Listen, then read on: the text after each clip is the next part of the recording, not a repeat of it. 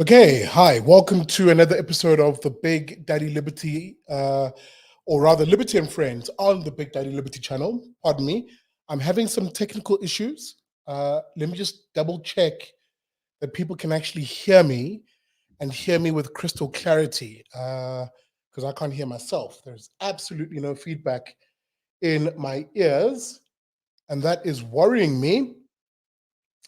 That is definitely worrying me. I'm not sure what is going on. I see you guys coming into the chat stream. Steve oh, sorry, man. Steve McCulloch. Sorry. Damn, it took me a moment to say that. I sounded like Porky Pig. Thanks, guys. You can hear me loud and clearly, hopefully. As I said, I cannot hear myself. And that might prove to be a problem because tonight on Liberty and Friends, you, dear South African, are very much a part of the show, not just in the comments, which will be flighting across the screen, but also calling in. I'll give you a number shortly that you can join me on, and I'll also post a link here in the comment section, whether you're watching this on Facebook, YouTube, or on X, that can allow you to join me tonight. Steve, finding my attempt to pronounce his name rather funny there. I see you, Steve.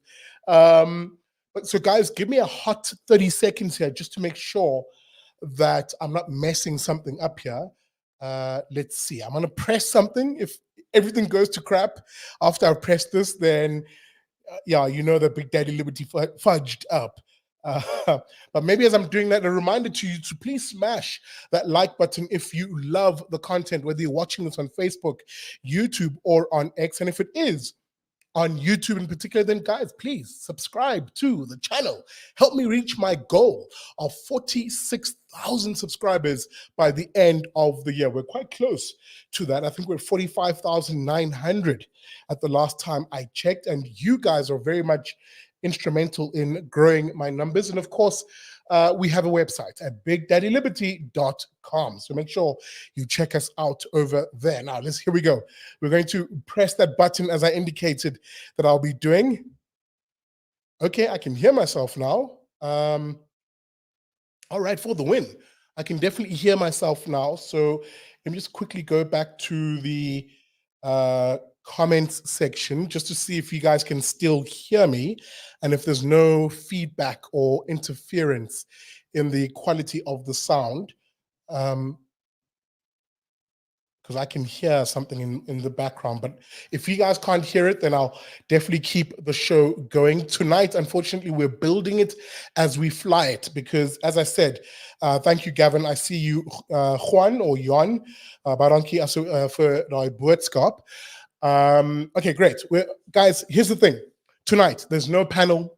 There are no friends tonight. You are the friends panel for this evening. We're going to chat two things. There's really two or three questions I want to pose to you, and that relates to the campaign that I'm starting again in conjunction with the Institute of Race Relations. Now, if you take your mind back to May, ahead of the 2024 general elections, I embarked on a What South Africa Can Be tour, where we toured this country, literally from Joburg, Durban, right through the N to, Transkei, former Ciskei, East London, PE, the Garden Route, beautiful part of the world, Jeffreys Bay. All of the content is on the Big Daddy Liberty channel. Just look for, on YouTube, that is, look for the playlist that is What SA Can Be. We did Cape Town. We went up the N7 through, Clan William Town, Springbok, then the N14, Kamos, Kakamas, Uppington, you name it, bringing ourselves eventually back to Johannesburg. And again, we spoke to you ahead of the elections and asked you the question, as we are heading into, or as we were then heading into the election, what did you want to actually see as an outcome to that election? With the underlying question being, what can South Africa be? What South Africa can be? What do we want, dear South Africans? We're we've become so accustomed to just moaning and complaining, and you've become accustomed perhaps to Big Daddy Liberty doing all the blah blah blah and all the analysis. And yeah, fine, there is a time and a place for that. Sundays at 8 p.m. Uh, but at some stage, we've got to transition as South Africans into being actively involved in looking for the type of South Africa we actually want. Excuse me, and not leaving that to just the politicians. We've got to get involved. And that perhaps is where my headspace is now. I'm looking to put the shoulder to the wheel, to actually contribute physically and literally to the well-being of this country, to serve you, the faith, flag, family, and freedom type South African. Now, it's not just going to be a slogan. It's not just going to be talk. I'm looking to do something actively to fulfill this role on behalf of you, the average South African, the God-fearing, law-abiding, and family-orientated South African. Someone actually has to stump for you for a change. And the question I want to pose tonight is the GNU, that is the government of national unity, that is now sort of hit the ground running? There are definitely some green shoots, some good stuff. There's some bad stuff still, but we're still seeing, or rather we're seeing, no sound, still 100%. Okay, thank you, Dylan. We're definitely seeing a turnaround, or maybe I don't know, maybe I'm being overly positive, but we're definitely seeing a turnaround in this country. And yes, let me just quickly put this bookmark, a little disclaimer. Guys, it's early days. It's early days. And I'm not going to sit here and pretend as if, oh, well done, South Africans. It's going to be the land of milk and honey now. Oh, my goodness. Goodness me, all the evil excesses of the ANC will be tempered. And, we're going to march off into the sunset singing Kumbaya. No, guys, that's not going to happen. But the only way we can make it happen is if more people like me, more people like you, are getting involved in actually reshaping the agenda of government and, really broadly speaking, society. How do we do that, Big Daddy Liberty? Thank you for asking.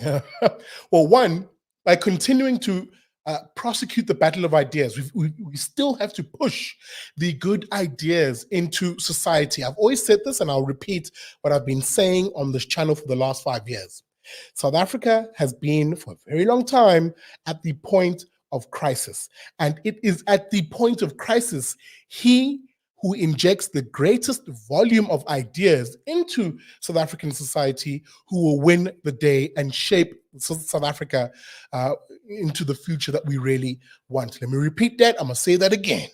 It is he who injects the greatest volume of ideas at this point of crisis in this country who will win this idea. That is why it is critically important for people like me who hold classically liberal, libertarian, center-right, even right-wing ideas to speak the hell up. Because if we don't say anything, we will allow the status quo, which has crippled this country over the last 30 years, to continue.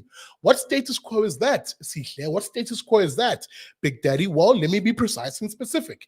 We've had a toxic 30 years of this country of statist, that is center-left, socialist scum and commies in this country destroy this country that we call home. It has been an absolute shit show of these individuals doing as they please because no one has challenged them. And worse yet, they have for the longest of time been the loudest voice in the room, drowning out alternative ideas, drowning out alternative policy approaches, and indeed focusing on a policy approach in this country, which is a toxic insistence that government control everything, that politicians centralize everything, and that our lives as individuals in this country, as families, be run by them. And I'm saying enough is enough of that toxic bullshit. Excuse me, my language is off the charts this evening because it really is, this for me, this topic, you, dear South African, you register on an emotional level for me. I love you and this country like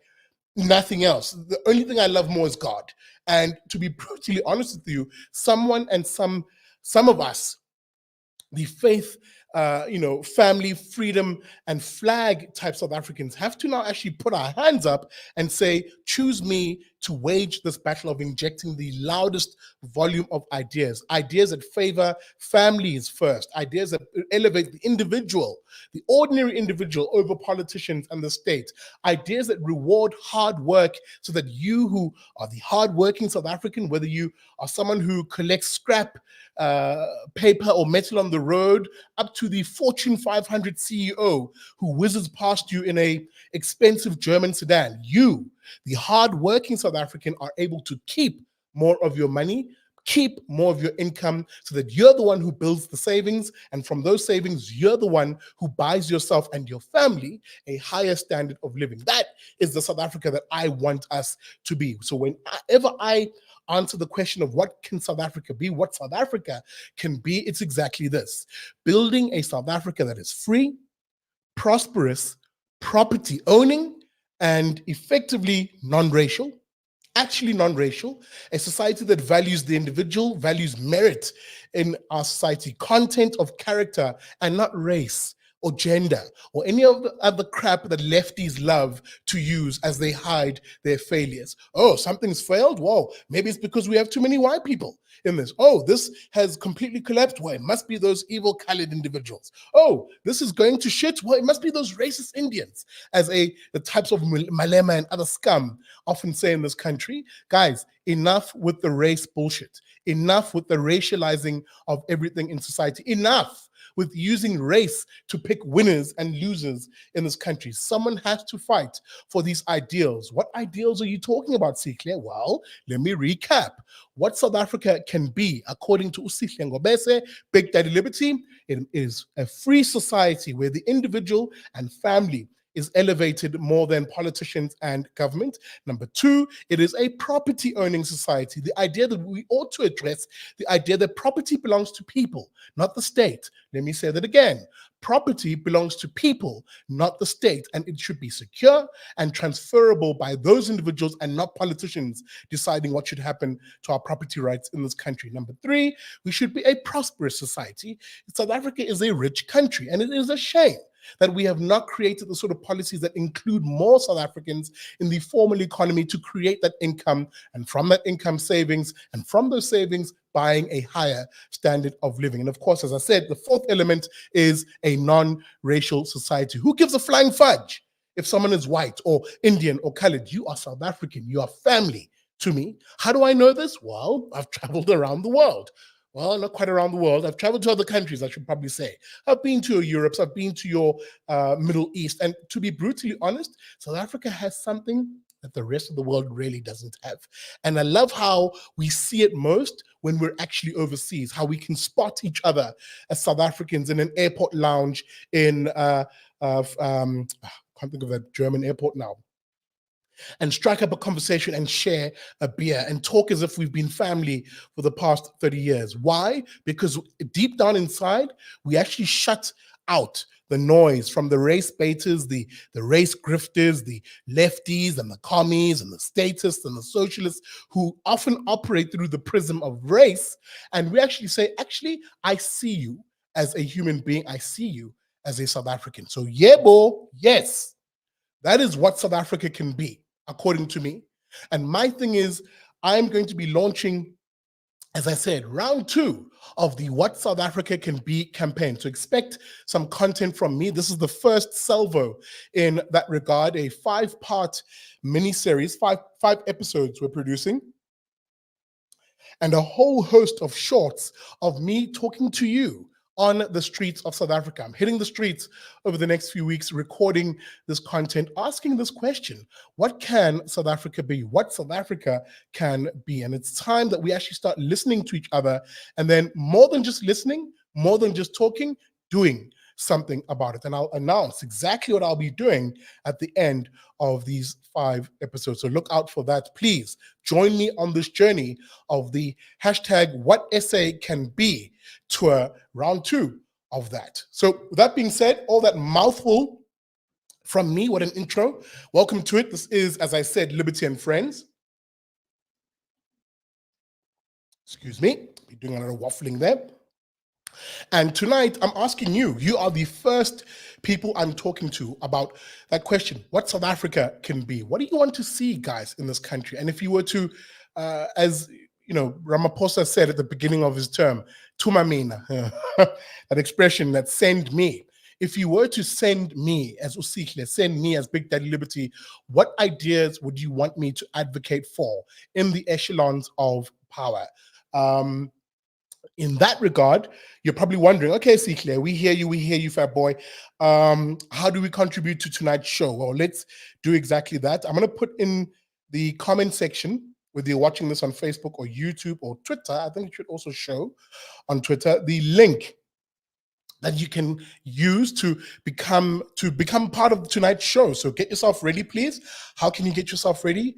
I just have 3 easy rules. Yeah, 2 or 3 easy rules. Let's see how it goes.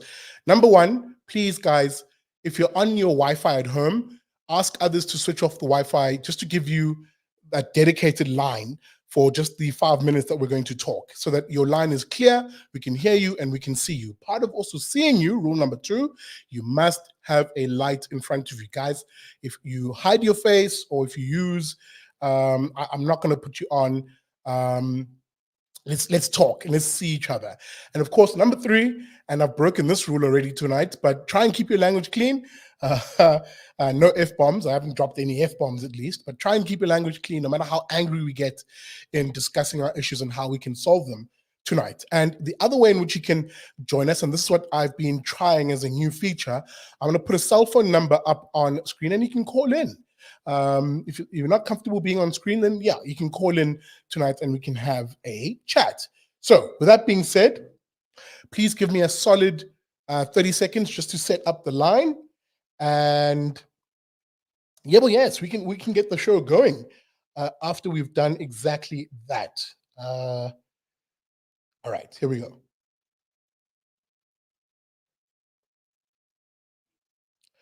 Pardon me, guys, if you hear me going a bit silent and looking down. I'm just setting up the temporary cell phone number. Guys, this number will not be on after the show. So please, please, please, I beg you, don't try and call me after the show. If you want to chat, let's chat now on air. All right. And again, I'm sorry if I sound nasal. I don't have flu, but my nose, everything is just blocked and it's killing me. All right, let's see. Let's see. First of all, here's the link, people. I'm going to put it up. Just look out in the comment section if you're watching on Facebook or on YouTube.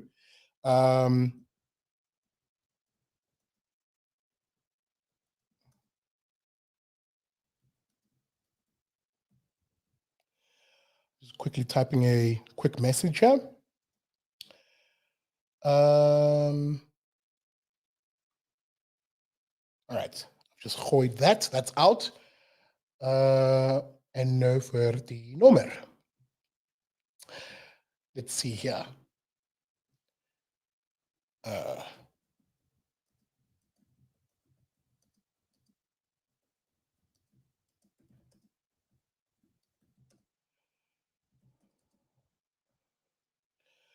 Just give me a moment, people. I'm just typing it into the comment section.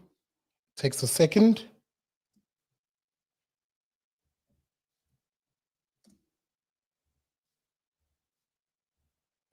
Well, yes, there it is. Just double check. Yep, that's the one.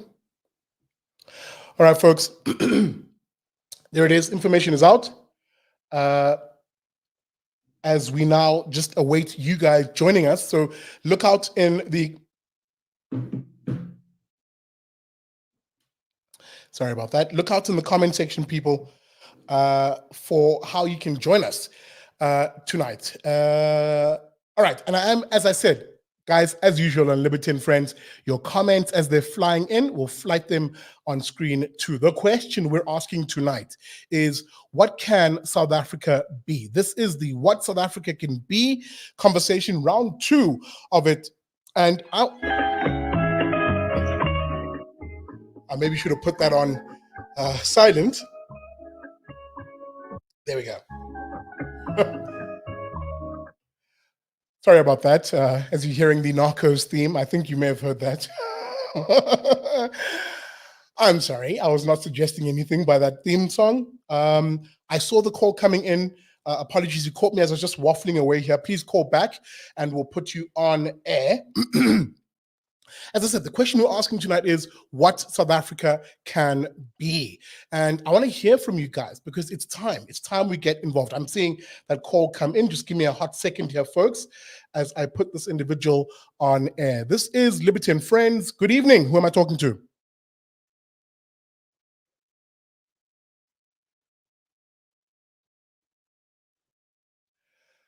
Sorry, let me just try that again. Brother, we didn't hear you. Hi, good evening. Who am I talking to? Hi, you're talking to Pato Sele, aka Endless the spokesperson. Hey. I'm right in the comment section. All right. I can't go through the screen yet, so I called in. Good evening, my brother. Sorry, I'm just having a little bit of issue hearing you. Just give me 2 seconds. Okay. I'm just going to try and fix it on my side. Hopefully you'll be more audible. But good evening. Okay. Welcome to it, my brother. I didn't get your name. Who am I talking to? You're talking to Pato Sele. Otherwise, aka Endless the spokesperson. All right, my brother. Good to hear from you. As you heard the question I'm posing tonight, ne? Actually, before that, let me just make sure the viewers can hear you. If someone can just quickly confirm if the viewers can hear the call coming through. As I said, this is the first time we're using this technology. I got this new little device that's allowing this. I'm just gonna wait for a quick comment to come through just to make sure that people can battling to hear. Okay, yeah. Hey, my brother, it is difficult to hear you. The line isn't 100% clear. I don't know if you can maybe move around or maybe pull the mic away from you a little bit as you're speaking. Just come through again. Your name? My name is Patrick. Okay, it's not great, but we can hear you. But my brother, let me get straight into it. The conversation I'm having tonight is, is the GNU the start of a better South Africa? What can South Africa be? My brother, what's your view? My view is that, of nothing politics. I think what really holds me up is our politics is the current state of American politics. Just to, give context. I think the GNU is actually the start, it's the right direction, but it needs to be more intensified, actually, because we can't be taking 5 years to one thing. We have to move as quickly as we possibly can. But I think the bureaucracy of the current justice that we are experiencing, in particular the ANC, is what's slowing us down. If there wasn't that, we would be moving very swiftly. Within a month, probably one thing would have been done. I think a lot of things that usually they say they take 5 years would take 3 to 6 months to be complete. I hear you. That's my honest opinion. I think they're very brilliant people in all races in this country. Now they're trying to start us out with all this illegal immigration nonsense that doesn't really make sense. I mean, even looking at American politics, they're seeing what we are seeing, we've been seeing for almost 20 years. Like, the illegal immigration is killing us. There's no tough laws on borders. I mean, you need a very tough military state, especially for border control. That's what I think. And the abolishment of trade unions, I really think should be done because we are going nowhere with these trade unions. And we are just over-regulated in general as Africa and South Africa. Luckily, we didn't have any wars as a country. We negotiated our way out of apartheid and, we've got to keep what we've got to keep. We inherited what we inherited. And I think that's why we are still actually the first country in Africa with having potential to be the first country in the world, with that team. That people don't understand. Or for some people, it just doesn't get into the head because it's an African country, knowing that you've got brilliant people in all the departments that you can think of to be the best in the world. I mean, look at our sports people. They're saying us what you can be, basically. Absolutely. Yeah. Let me come in here, and I must just quickly apologize to my viewers.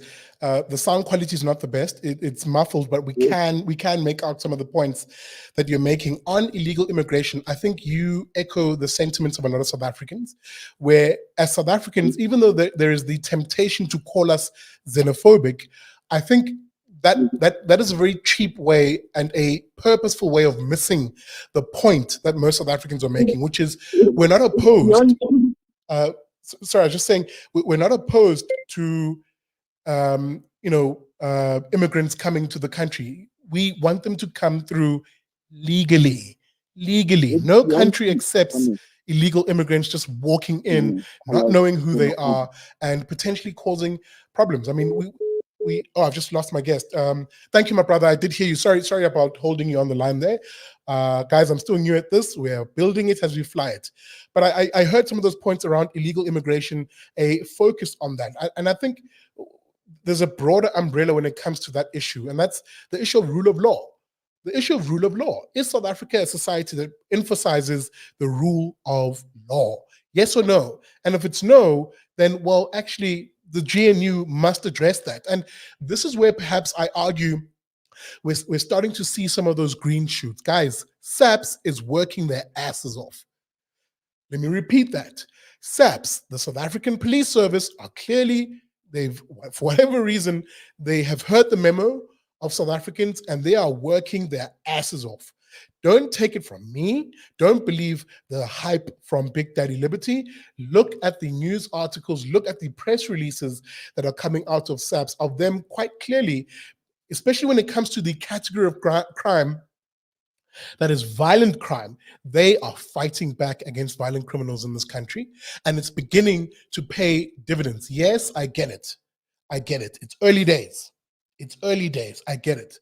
But the fact that you're seeing a different impetus, a different morale from our SAPs should be applauded. And I've said that openly on this channel. And those of you who know my channel know that I've been one of the more critical voices when it comes to the South African Police Service, or let me be more specific, the former police minister, the one asshat of an individual, uBheki. So you know that I'm long in the tooth on this particular issue. And that therefore, when we're seeing the police get their act together slowly but surely, and nothing is perfect, and more so, the more deep-seated reforms within police will take time to put in place. But this is why I would rather support a new minister like Usenzo Mchunu, who's clearly, whatever he's doing, it's starting to build confidence within SAPS. And that confidence within SAPS, that higher morale within SAPS, is clearly building confidence in communities. And why? Because and if you listen, especially in KZN, the Lieutenant General Nhlanhla Mkhwanazi, who's the provincial commissioner of the police there, has said it himself. We are able to go after these criminals with greater efficiency. And why? Because the public have greater confidence in us and are feeding us intelligence. We are finding these animals and we are, as we try and arrest them, if they shoot back, shooting them to shit. Ziyakhala, as we say in isiZulu. And I, for one, am not complaining.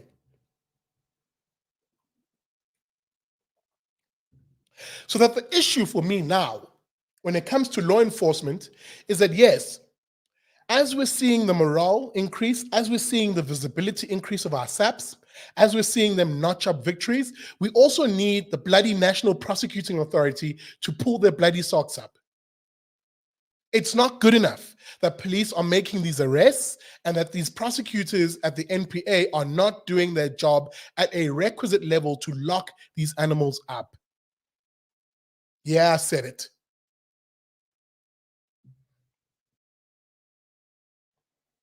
Guys, I'm a big fan so far of what we're seeing from the GNU. Yes, I'm still cautious, but I'm a big fan of what we're seeing.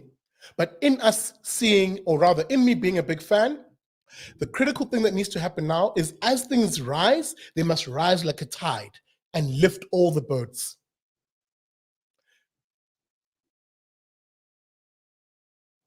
It shouldn't be just pockets of good, pockets of great, pockets of excellence. We should see, pardon me, this government in a almost uniform manner pick up their socks. And yes, even the ANC ministers in this cabinet, because I'm not going to wish them ill as ministers, at least. I might wish them ill as a party, but I'm not going to wish them ill as ministers, because they're serving South Africans. They're serving the people I care about.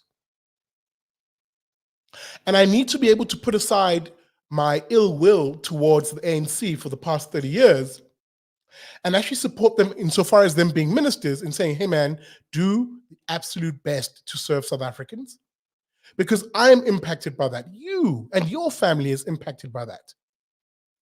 And when they are doing good, we should be some of the first people who say, guys, well done. For example, the electricity minister, Ramakgopa, dude, well done. Well done. Now, I know there's lots of caveats and disclaimers in this, but insofar as the lights are on, what is a basic? Dude, well done for just getting to the basic level. Now, let's take it to the next level. Since we got the basics right so far, let's take it to the next level. Invest in our energy market, secure energy in this country at a higher base load, not this trinkety solar nonsense. Solar is great at an individual family level. If you want to put solar panels on your roof, hasta la vista and Chavez to you, but that's not going to provide base load. Wind is not going to provide base load. We need coal, we need gas, which is my personal favorite, and we need nuclear. That's how South Africa industrializes. That is how South Africa industrializes, realistically. Excuse me. Sorry, guys. As I said, I'm just nasally not here this evening. But guys, I did put the links up on screen. I did put the cell phone number up on screen. Join me. Have a conversation with me. What can South Africa be? This is the What SA Can Be show, the first of 5 episodes that we're going to be doing this month as a special, talking to you, the ordinary South African, and saying, hey, part of this conversation, at least we're opening this account, this round 2 of this campaign tonight, by asking, is the government of national unity the first steps towards that bettering of South Africa? What do you guys think? What's your experience been so far? If you were to give some pointers, what should they be doing? What should they be doing? And maybe as I'm saying that, I've been so focused on the phone lines and people hopping on. Let me see what some of the comments are here. I can see they're coming in thick and fast. Guys, if you're watching tonight, whether you're watching this broadcast on Facebook, YouTube, or X, do me a solid favor. It takes you 2 seconds. Hit that like button, smash that like button. Please help me grow my numbers on this channel in that regard. And the best way you can help me grow my numbers is if you're watching on YouTube by subscribing to the channel. Yeah, boss, smash that subscribe button and hit the bell notification. Help me reach my goal of 46,000 subscribers by the end of the year. And of course, you can find us at our website at bigdaddyliberty.com. Now, with that being said, let's go to the comments here, which I can see have been going in thick and fast. I'm going to scroll up as much as I can. Krishna Naidu, I'm just going to put it up on screen. BDL, not one state on the African continent, black rule has been successful.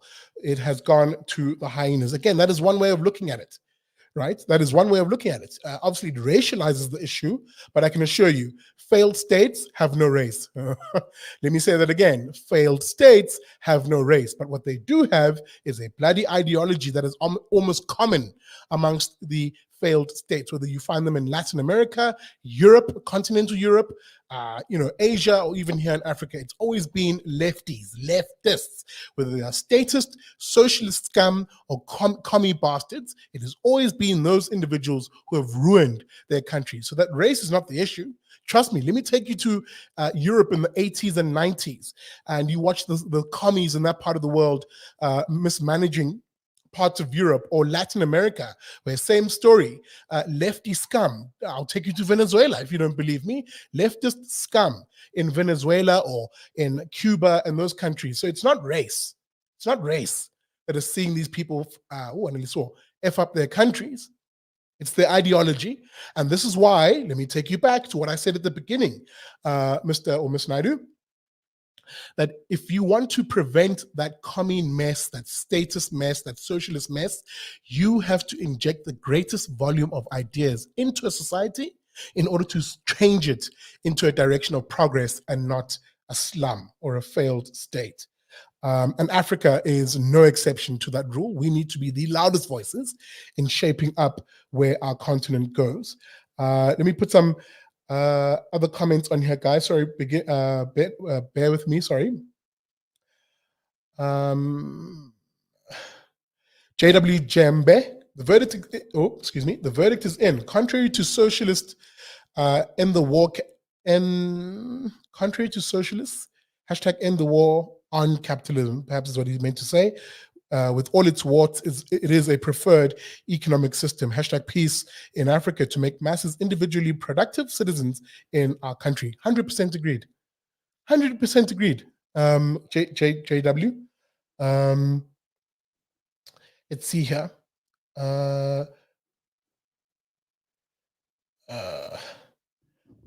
Sorry, I'm just going to try and sift through this. There's quite a lot of comments now, and I'm sorry. I may have missed many. Kronos here basically echoing what I said a moment ago, that SAPS is really picking up their socks, and I agree. They are. And we should be on the forefront as citizens in supporting them. Guys, small things. It could even be just rocking up on a night shift at your local police station and dropping off a flask of hot coffee and some condiments, sugar or preferably sweeteners in my case. But nonetheless, some sugar, some milk, just for them to have a nice hot cup of Java, quality coffee. Small things, guys, small things. Just to say, you know what, we appreciate you, fellas. We appreciate you, ladies in blue, because you're the ones driving around these neighborhoods, going into the most darkest of alleys in order to shine that blue light and keep us safe. It's small things, guys. And this is the point of maybe tonight's show. How do we get involved? How do we support the initiatives that we're seeing, perhaps from this GNU government, but more so, how do we, as citizens, get involved? Low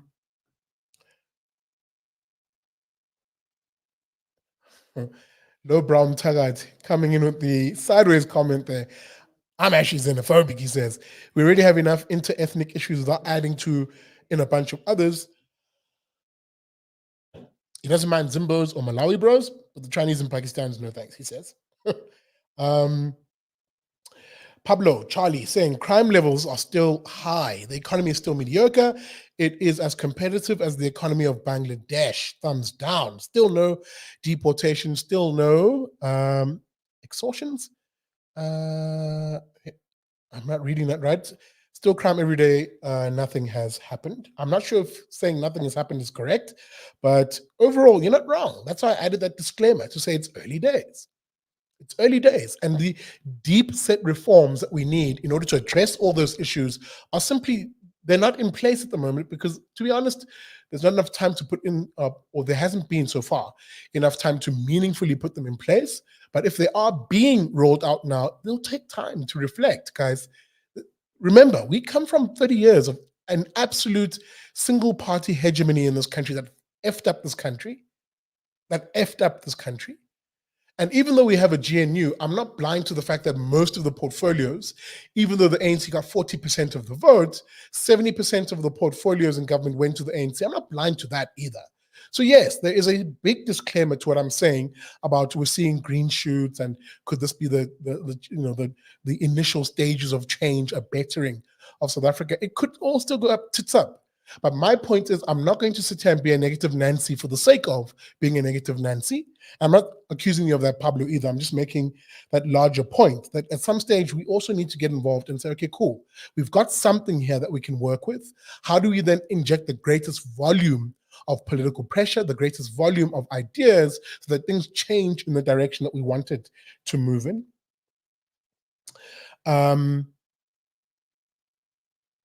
7, saying, I don't think our youth know what this country could be. I agree with that. Part of what we need to be doing over the next 5 years also is civic engagement, civic education, especially from young people who know nothing else other than perhaps what has been the last 30 years of the shit show that has been South Africa under the ANC. So yes, those individuals, we need to be quite open in reaching out to them and saying, actually, there is a alternative vision that we can want collectively as a country, answering that question of what South Africa can be. That's the question we're posing in this campaign. Denise Lawrence, echoing that very point, South Africa can actually be the best in the world. Isaac, again, echoing the point you made earlier, that it's not that we're just anti-foreigners for the sake of being anti-foreigner. It's the notion of being anti-illegal foreigners. And by the way, it isn't just the border jumpers, those who come from our neighboring states, but it's also some individuals from, including very shady individuals from dodgy parts of the world who've seemingly found South Africa to be a safe haven from them. Yeah, I've covered this issue in greater detail in the past.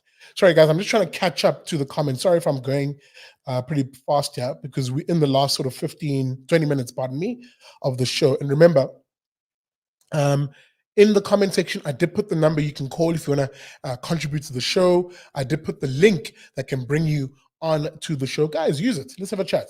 You have nothing to fear. Let me please scroll down here. Steve oh man, I keep trying to say the surname and forgetting how I may have said it before. McCulloch, there we go. What's your current view on Action SA in Pretoria? What a absolute clown world situation that is. Oh. Action SA, Action SA.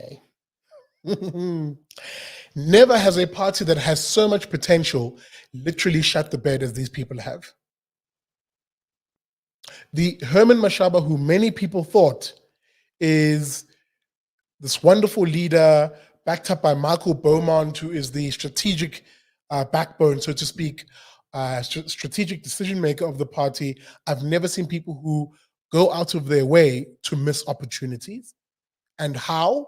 By, on the one hand, seemingly trying to play the race card, but somehow think that them playing it, they're playing the race card from a more moral position.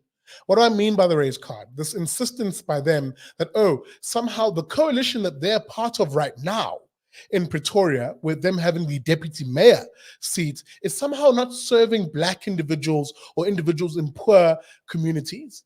Oh no, they say. And why? Well, because the DA is part of that coalition. And that somehow allowing in the EFF in conjunction with the ANC, the worst possible pairing for a coalition arrangement, somehow that will be better for the very same people that they're claiming to trade on behalf of. It is a cowardice and shitty reasoning by Action SA that has to be called out.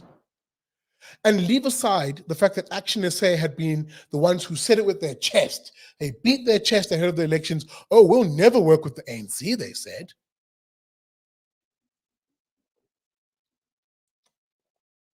Oh, no, they said. They'll never work with the ANC. That is a matter of principle. Where's their principle now? Womp, womp. And why? Because likely they didn't do well, or as well as they thought they'd do in these elections, and they've been left out. They've been left out, looking like Duases at the moment. And of course, in being left out, they're going to lash out. And who are they going to lash out at? Well, the DA. Primarily because, and this is my particular take, they come from the DA, the overwhelming majority of the leadership in that party, and all of them, nearly all of them, have some axe to grind with individuals in the DA. And secondly, they're bitter over what happened with the multi-party charter, where perhaps they felt like, we're being lulled into this new grand coalition of opposition parties, and that they would have some central role to play in that. And the DA just literally said deuces, would rather do something else which serves the country in a different way. Now, fair enough, you could argue that the DA were also being hypocrites or whatever you want to say, but insofar as the question that's been posed to me, I think Action SA is looking like real tits in this particular instance. My language this evening. It's like I've been spending time with sailors. What's going on? But it's true. So that if you're an Action SA voter, I'm not sure what you think of your party right now. I'm not sure what you think of your party right now. So what do I think about what they're trying to do in Pretoria? Well, I think this is their attempt to get into some form of government, any form of government, because they've been left out. And what you might see here is them then naming Herman Mashaba as the mayor of Pretoria, the speaker position going to someone like the ANC, and deputy probably going to someone in the EFF. Good luck, residents of Pretoria. Oh hell, I shouldn't say that. I'm looking to become a resident of Pretoria.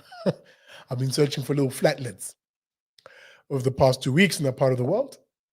So good luck to us. Yeah, absolute crap show happening there. Action to say is, yeah, poor strategic thinkers. They are here and now thinkers, as Gareth van Onsling put it on Twitter. Pardon me. Let's see here. Ali basically asking why gas above nuclear. Gas is greener in the long run at the moment and not that expensive. Or nuclear is greener and not that expensive. Yeah, that may be true, but it takes a while to build up nuclear capacity. And all I'm saying is part of your mix should favor gas because we have oodles of it. And we could easily repurpose existing infrastructure to seamlessly transition to gas, especially in that part of the world in the Western Cape, where Petro SA is. I can't think of the name of the town right now, Muscle Bay, and also parts of Richards Bay, feeding into what's happening off the coast there towards Mozambique. Oodles of gas, oodles of the stuff. Let's see here. Bonkosi Ngobo saying, for me, honestly, I'm not so optimistic, but I hope things will improve.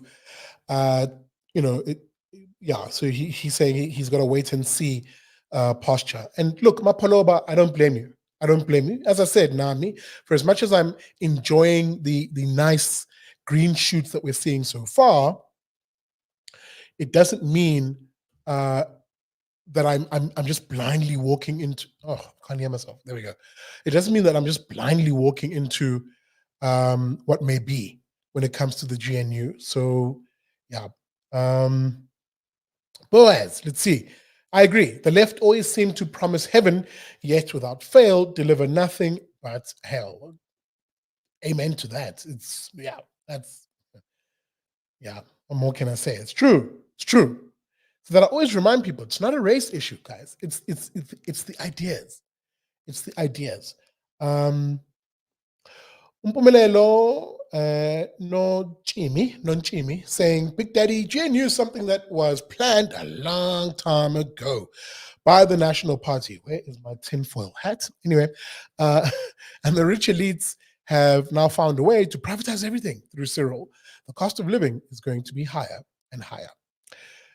Yeah, look, that's one way of viewing it, and it's sadly a very common way people approach this issue. But let me assure you of something. Privatization is not why the cost of things are rising in this country. Very little things are actually privatized. And if anything, it is those things in this country that are in private hands completely that are perhaps more competitive on price and you benefit the most from. Let me be precise and specific. Insofar as you are able to afford putting solar up on your roof, you are paying a much more cheaper rate for electricity than someone who's solely reliant on Eskom and its continuous state-driven price increases every year of 30%, between 20 and 30% year on year. Want another example? Well, let me again posit something to you. Insofar as, and again, I'll say this with a slight grain of a caveat, but here's another example. Always ask yourself the question, if I were to put a government official in charge of the retail sector, and on the other hand, I leave your Pick and Pays and your Checkers and blah, blah, blah to be run by the private sector, who do you think will have cheaper prices and more readily available goods over time? Answer that question and you'll know what the answer is to whether things should be more private or in more state hands. Now, that's not to say that the state doesn't have a role. Of course, the state has a role, but it has a very limited role. And we, as we inject the greater volume of ideas into society, have to be the sort of people who emphasize and prefer more things being in the hands of individuals and families, us owning stuff, as opposed to wanting politicians and the state to own things on our behalf. That's the simple equation I talk about.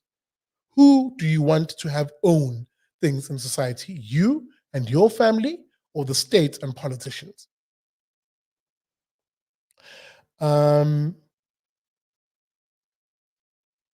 Let's see.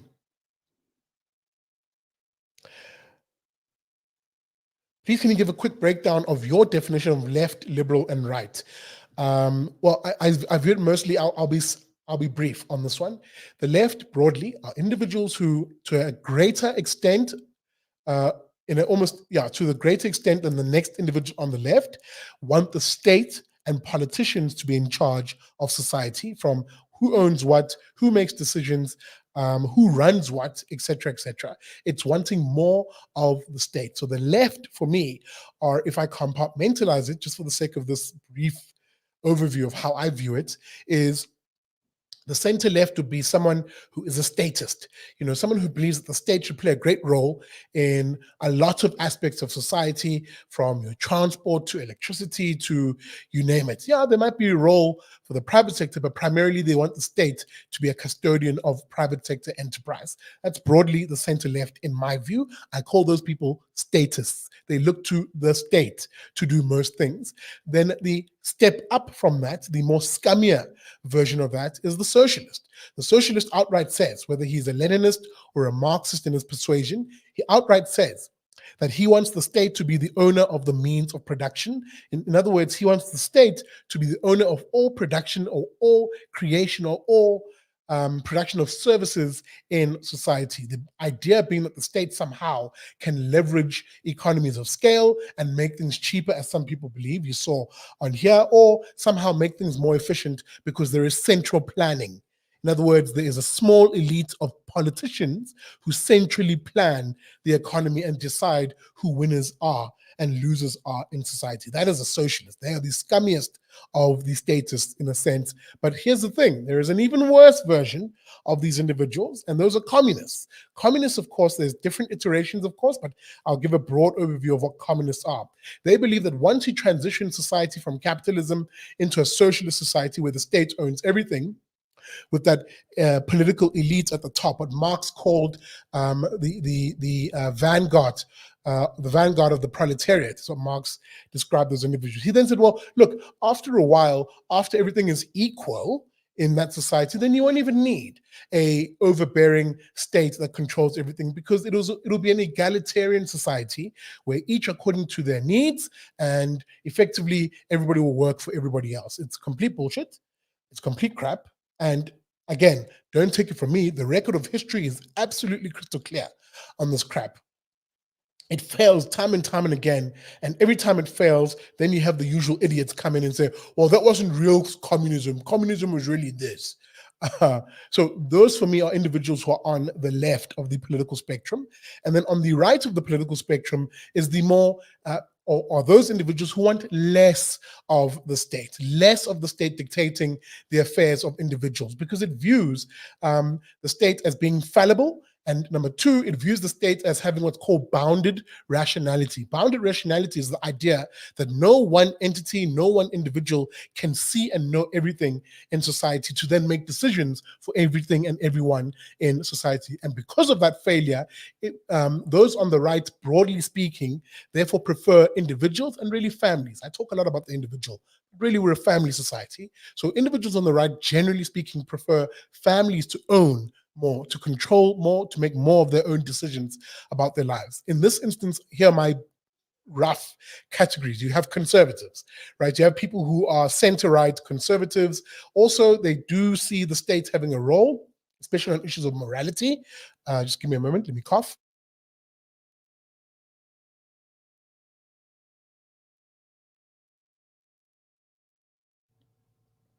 Conservatives who do believe in using the state to adjudicate what is right and wrong in society, especially on issues of morality. And this is often where I disagree with them on many things. But they too, like me, do believe that most economic decisions should be left to individuals and families. And as far as possible, most decisions around any other aspect of an individual or a family's life should be made by individuals. Then you get the The next step, the next progression from that, who believes even less state intervention is needed, and that's classical liberals and libertarians, individuals who believe that the state should play a very minimal role in the affairs of society and individuals, and that actually we are individuals primarily, and that the autonomy of the individual is more important than any state institution, politician, or centrally organized authority that uses violence over people. And again, there's a whole talk around this.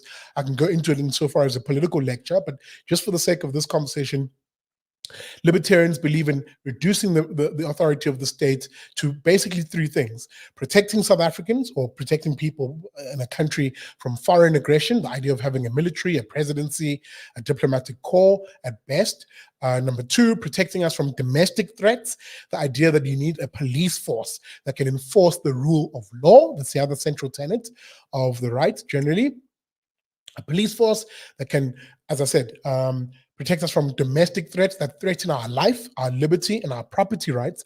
And the last area, of course, insofar as they believe is a legitimate role of the state, is in mediating our disputes. Guys, we're a country of 60 million people, 12 official languages, multiple cultures. Of course, there'll be disputes, and we'll disagree on a lot of things. So you need, therefore, a judiciary that can mediate our disputes in a rational manner that effectively happens along the lines of a ordered society, the rule of law. So those are the three roles of the state, and those individuals broadly are on the right. The last echelon of the right are what would be something like anarchists, who believe that actually there should be no state and no government, and that really individuals should run society insofar as voluntary cooperation, forming voluntary associations that then adjudicate things based on a voluntary basis, that there should be no central state that uses violence and coercion to make or force people to make certain decisions in society. Those are the broad distinctions when I talk about left and right.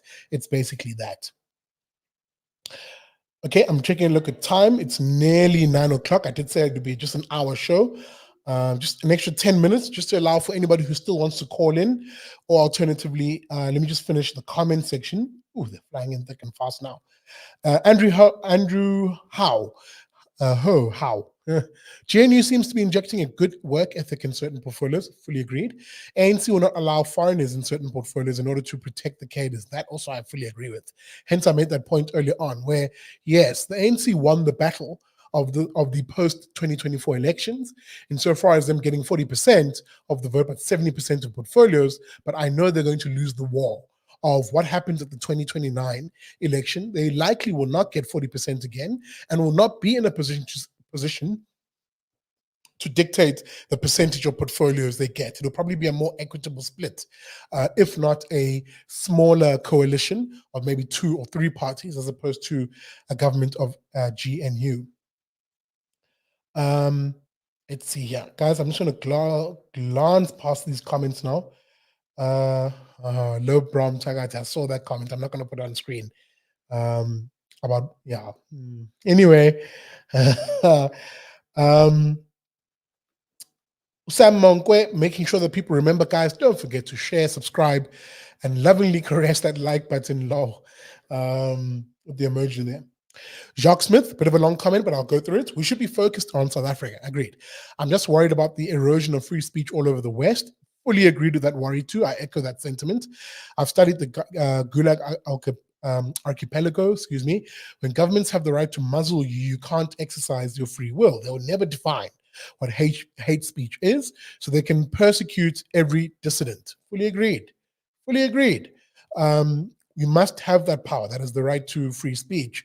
It enabled me to force 3 hospitals in Bloemfontein to drop all their COVID mandates. Facebook banned me for a while, but I had the freedom to share my research with doctors and hospitals. Good on you, Jacques. Absolutely. Guys, as I reach the tail end of my comments here, sorry, I'm glancing past a lot of other comments too, especially if I've seen your name already. Pablo, I'm seeing you again here. Consumer protectionism, economic liberalism, economic libertarianism, liberal conservatism, and pro-Western. That's what we need. Maybe him offering his definition of his spectrum of political thought. Let's see, I'm trying to find someone who maybe we haven't put on screen as a comment, and also I'm trying to keep an eye on my phone.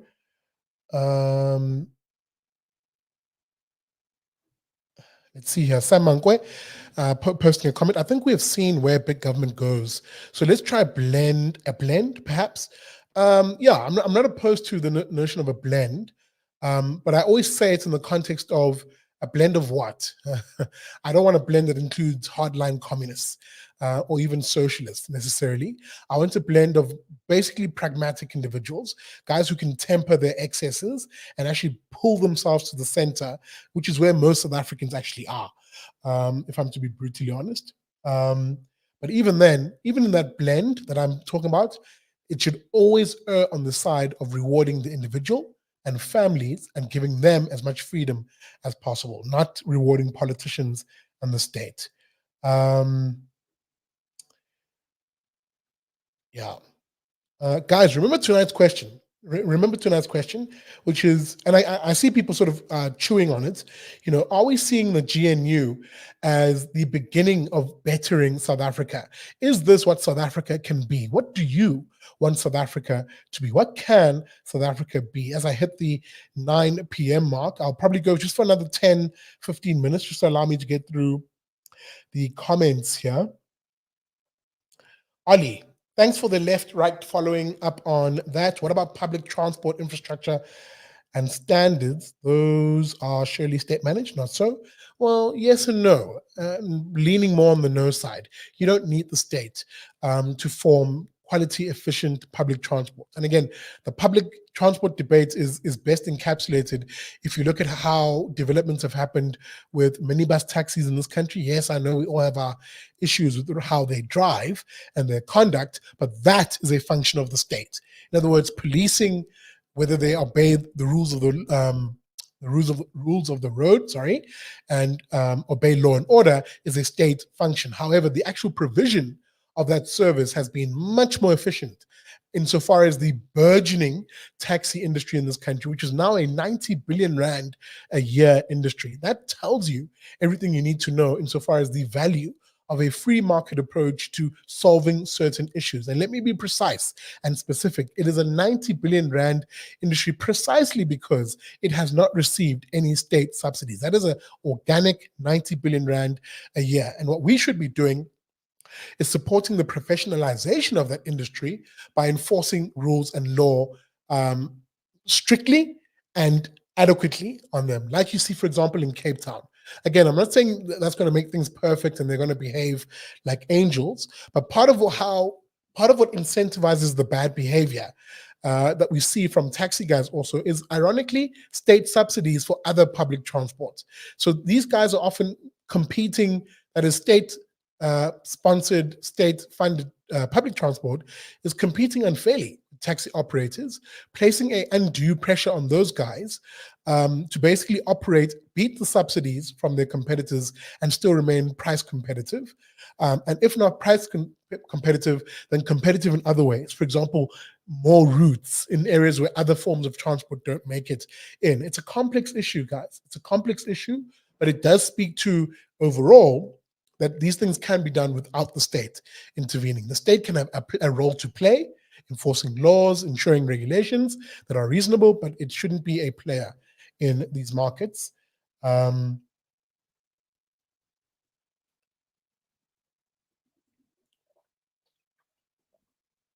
Excuse me, guys.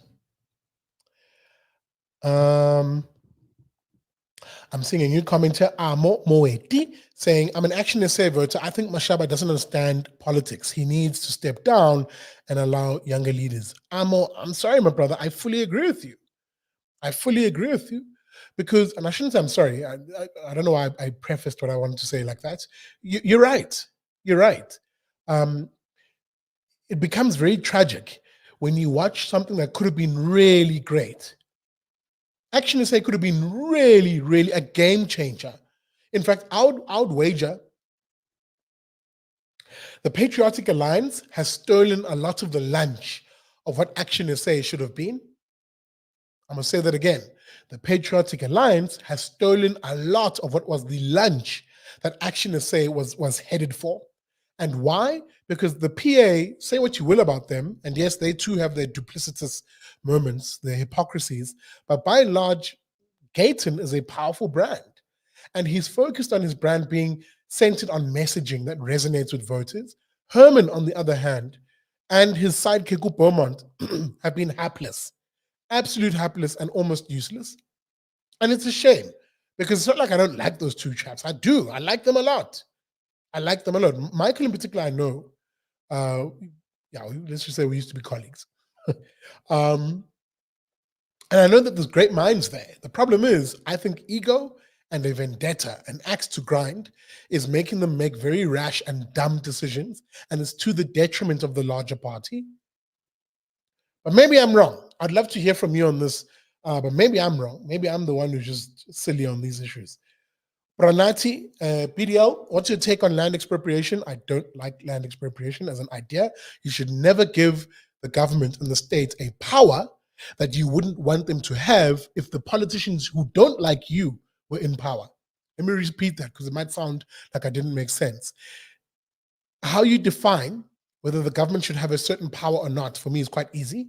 I say to myself, if politicians who hate me and despise me were to ever come into power, would they then have certain powers that I gave to my favorite politicians that they can now wield against me?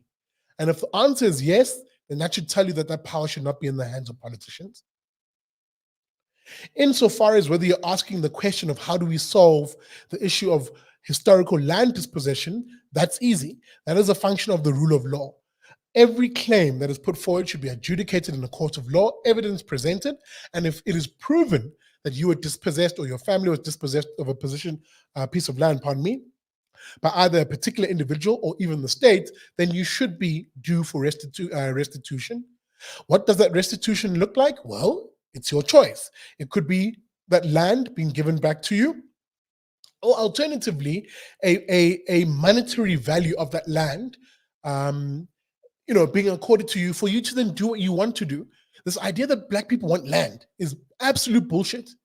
Absolute crap. It is the worst stereotype of Black people. You're basically painting us as some backwards, rural, agrarian people, as if we don't want to be modern, middle class, wealthy, urban dwellers, even though the data is telling you that that's what Black South Africans in particular want.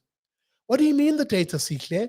Look at the data of migration in this country, the percentage of people who used to be rural dwellers and the percentage, pardon me, of individuals who are now urban dwellers. It is in one direction. People want to be urban dwellers so that the land hunger that you often hear politicians speak about, where they're referring to it being in rural farming agrarian societies, is bullshit. Where the hunger really is urban land. People want to be able to afford a nice property in a city close to economic opportunities for them to have the property rights of that property in the city. That's what we should be focusing on. How do we create homeowners in burgeoning, growing cities that grow responsibly, where there's good public transport, there's good access to services, and there's good access to opportunity? That solves almost 70% of South Africa's issues on this particular topic. But no, not in South Africa. Not with the lefties and the socialists and the commies basically telling us through a racial lens that somehow an agrarian society where each Black person has a hectare of land and a plow and a few chickens and a few, hey, Fusek, man, Fusek. It's the most condescending thing they say about us. And some of you people allow that because you think, this is pro-Black, I'm not saying Balawa. I'm sorry to get angry on this, but it really frustrates me because we are going against what voters are actually telling you, or citizens are actually telling you they want. They want a middle-class existence, urban lifestyle, the best amenities, world-class amenities, and social services that benefit them, and economic opportunities that creates quality jobs. No one wants to fucking work the land. Oh, I said the F word. I'm sorry about that. I take that back. And I shouldn't use hyperbole. It's not like no one wants to do that. Of course, there are Black individuals who want to farm. I'm one of them. I grew up in a farming family, 4 or 5 generations of commercial farmers in my family. And it's something I've tried to reinvigorate, and it's something I will do. But pretending that I am the majority demographic amongst Black people is foolhardy, and it's fooling ourselves. And it's actually just a waste of time, which is what leftists love doing, Because they fail to actually address issues in society, they then waffle and waste time, making people chase frivolous nonsense. I got so angry on that. I'm sorry, people. I'm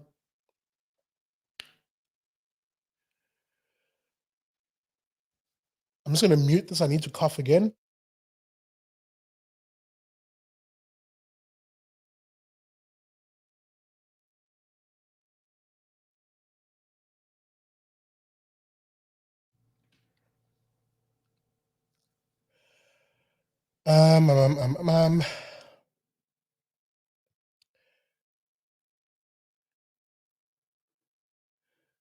Pablo, once again, coming in with the comments. I don't see any new companies, no growth in anything. You meant to say, still a mediocre country on the world stage.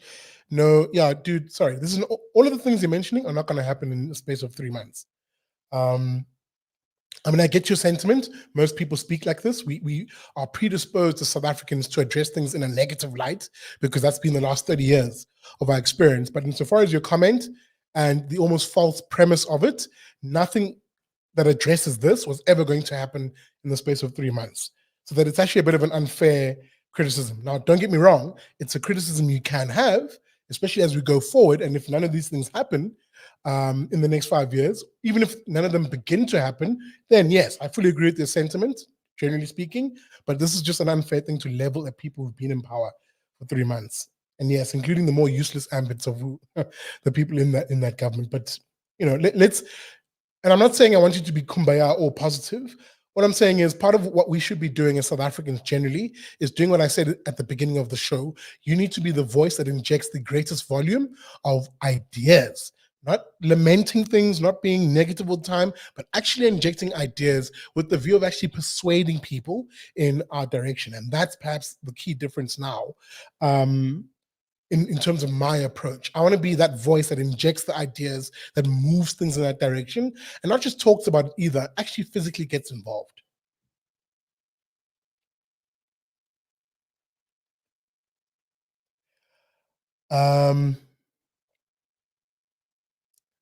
Pat Power, amen to that. As I always say, never trust a commie. And it's not just a takeaway line. Let's see. I'm hopefully catching up to the comments here. Let's see.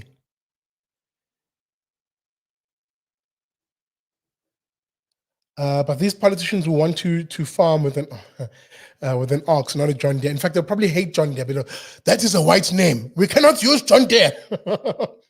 Yo, we have racist politicians in this country. Yes. Speaking about farmers, and this is something I'm very, very passionate about, especially those of you who know me and maybe are following me on my personal pages. Farming is going to be the turnaround industry in this country, especially if we're serious about creating not a million small subsistence farmers, but actually a strong number of professional, commercial, yes, black farmers who can replace what is now an aging commercial farmer profile in this country. I mean, I saw a stat recently, I think it was from Agri SA, was it SCI? I'm not sure. But the average commercial farmer age in this country is 65. Guys, that is a ticking time bomb that is waiting. And what we should be focusing on in terms of policy, in terms of answering the question of how GNU can better society, is advancing and assisting in a real, meaningful way on a merit-based way, not necessarily just a race way, but a merit-based way, getting more commercial farmers into our food supply sector. That is a massive, massive focus area that I'm personally interested in being a part of helping in this country.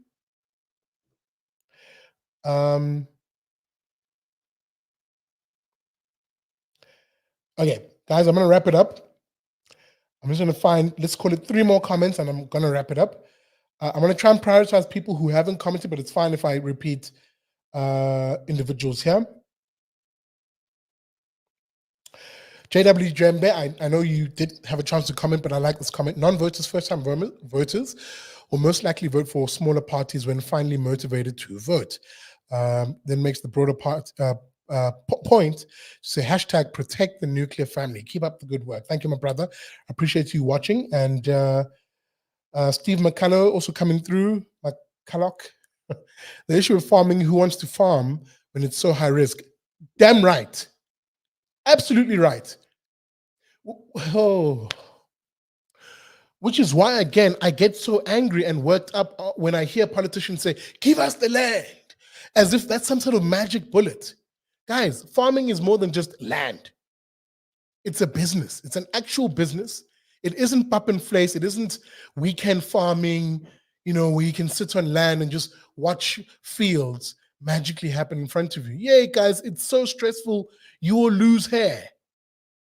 You will lose hair. Take it from me, who did it for a very short period of time on a family plot, where the amount of investment I made on there and the poor returns, realistically, especially when you're still starting out and you don't really know what you're doing. Which is why the farming and agriculture ecosystem doesn't need commies and statists and socialist bastards messing it up. It needs people who are actually focused on creating a generation of battle-hardened entrepreneurs, agri entrepreneurs who can build themselves up to be commercial. That's what you want.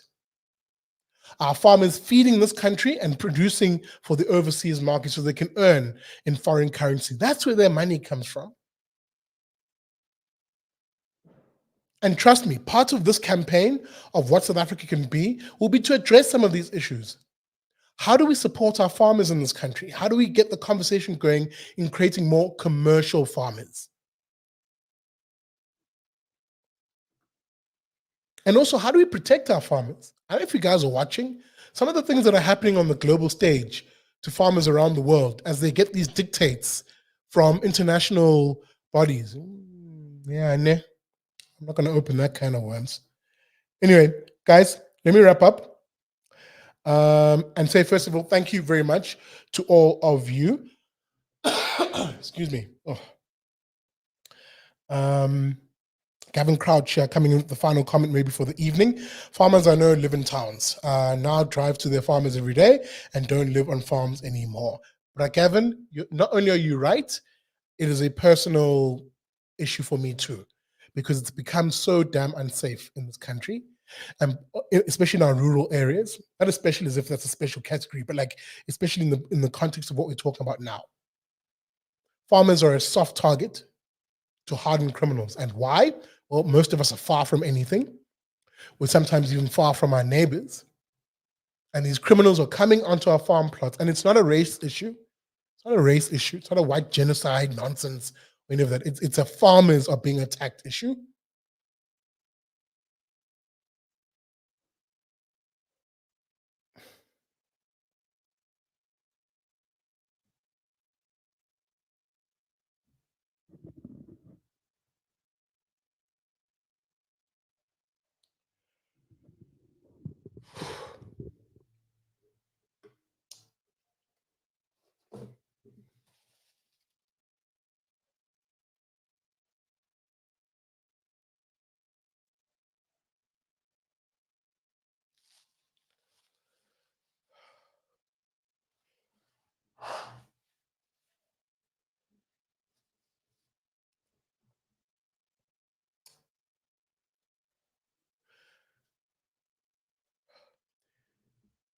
Sorry about that. I don't mean to get emotional.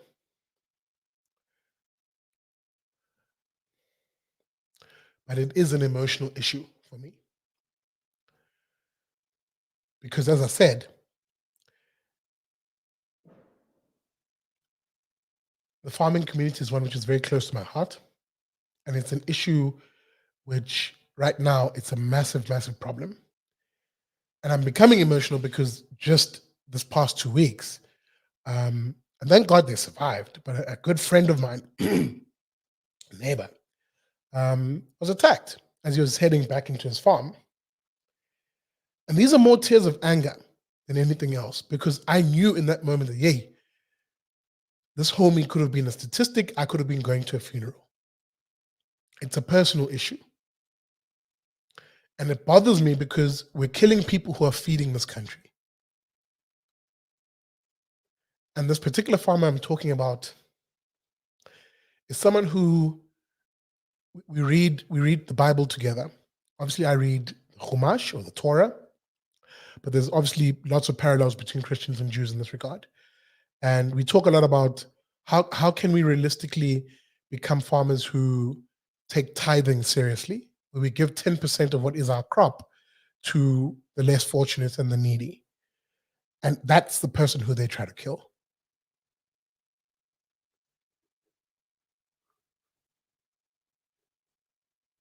So yes, this bothers me.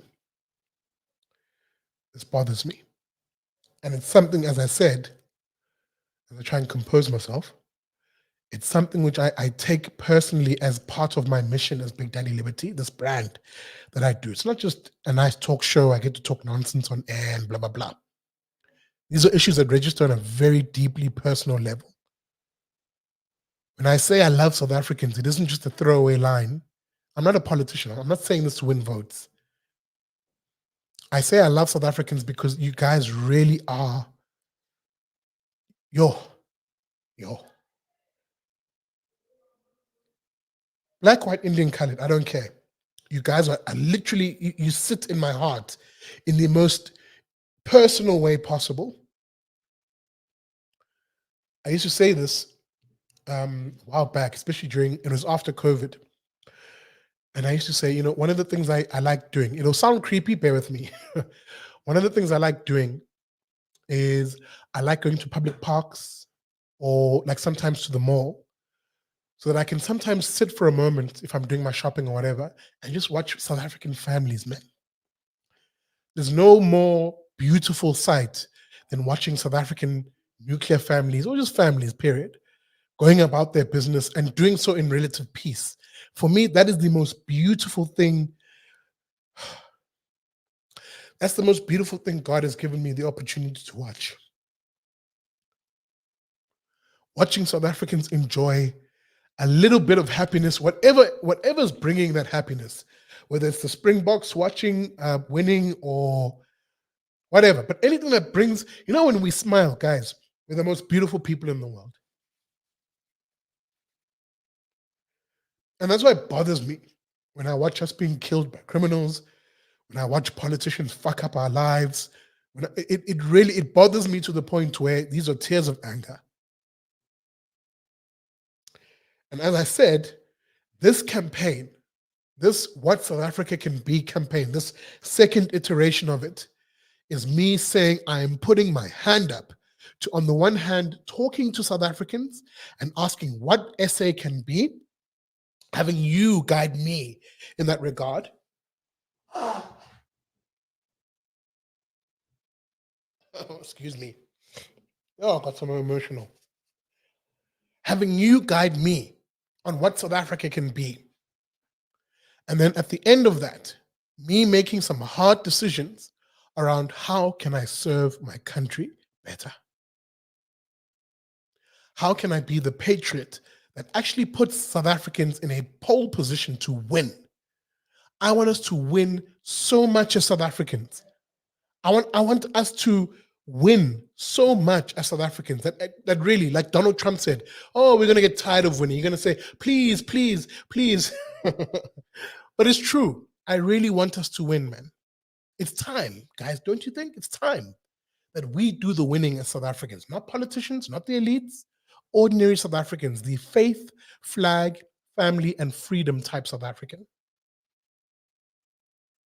And part of that is protecting South Africans, black, white, Indian, colored, protecting families from those who would seek to hurt my brothers and sisters.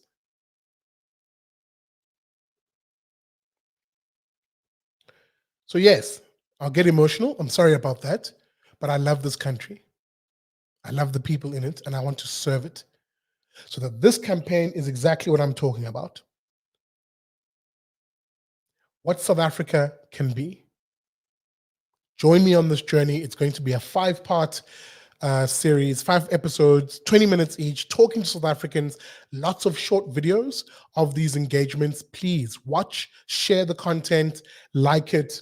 Do me that solid favor, share this stuff, guys, because I'm trying to build an ethos, a movement that really says, can we please value each other for a change? Can we build this country because nothing is handed to us?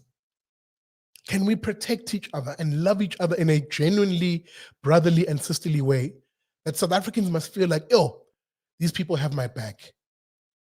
Race doesn't matter. If I'm out in public and something is happening to me, I must feel like fellow South Africans will have my back because I have your back. That's my service to this country. And that may take a very meaningful way at the end of this series. So keep tuned. Keep tuned. This is episode 105. Every Thursday at 7:30 p.m., I'm going to release an episode of What SA Can Be. And you'll listen to fellow South Africans tell you what South Africa can be.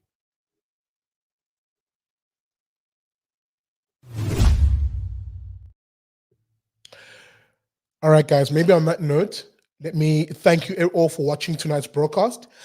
As I said, this is the first of a 5-part series. Look out for this content every Thursday at 7:30 p.m. You watch the What SA Can Be episodes. We're going to be hitting the roads of South Africa, talking to South Africans. That content will come in thick and fast. And of course, you can still expect me on your Sunday evenings at 8 p.m. for Liberty and Friends. Guys, remember, if you love this content, if you like my show, you want to support me, the best way you can do that, smash that like button, whether you're watching on Facebook, YouTube, or on X. And if it is on YouTube, guys, please, man, subscribe to the channel and hit that bell notification so that you're notified every time we are on air. With that being said, I want to say thank you for watching. And as always, I'll add a little extra tagline this week and say, what can South Africa be? Look out for that campaign as we're rolling it out, the What SA Can Be tour. And part of it is also not trusting a commie.